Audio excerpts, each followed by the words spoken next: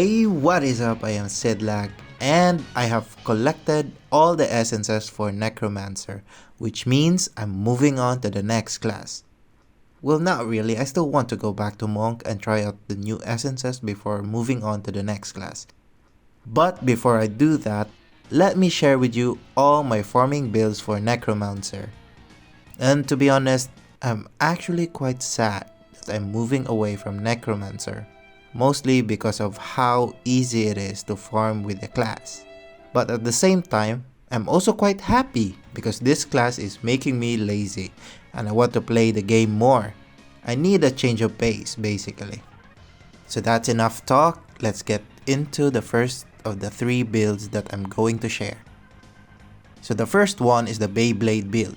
It is a tongue twister to say, but it's okay since it's easy to build and there are plenty of variations. The one I'm using is this one on the screen.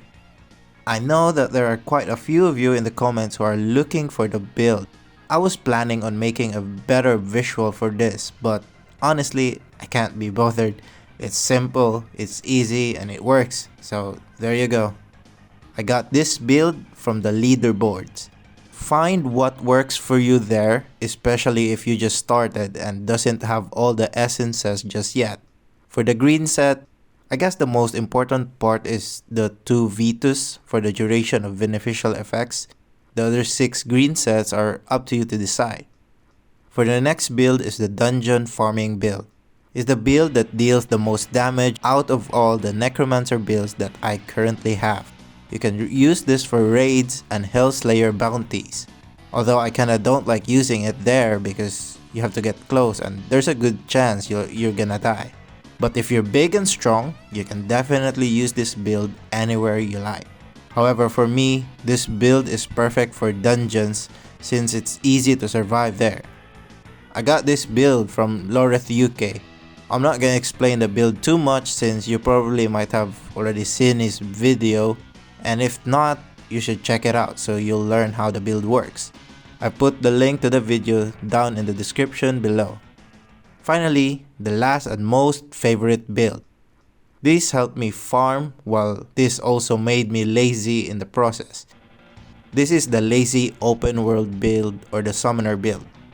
If you don't have the Inferno 4 essences just yet, this is how your build would look like. How it works is that you have auto-spawning skeletons that will fight for you. You'll also have a golem with unlimited duration, and that golem will keep your mages up infinitely.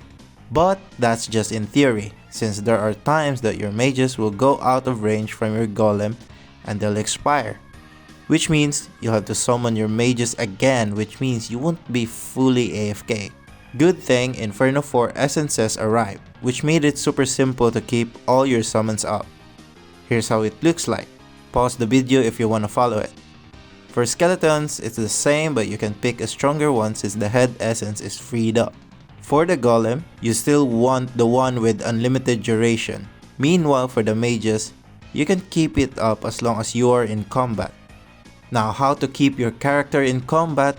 You have 2 options. One is you do it yourself manually, but since this is a complete lazy farming build, I'm gonna teach you how to do it automatically, which get us to the second option. Blizzard, please don't patch this. Okay, so for mobile, you go to your settings, interface, and turn on your primary attack aim. Now set the delay to 1 second. Once you set that up, go to your designated farming spot, summon everything, and then use 2 fingers to click on the primary attack. There you go, that's how you auto attack on mobile. For PC, there's no in-game mechanic that you can use for auto attack. If only there's a way to auto it. Anyway, that's all the 3 farming builds that I wanted to share. I especially like the last one. I hope you learned something from this video and subscribe if you haven't subscribed yet. See you on the next one, and hopefully it's a guide for a new monk build.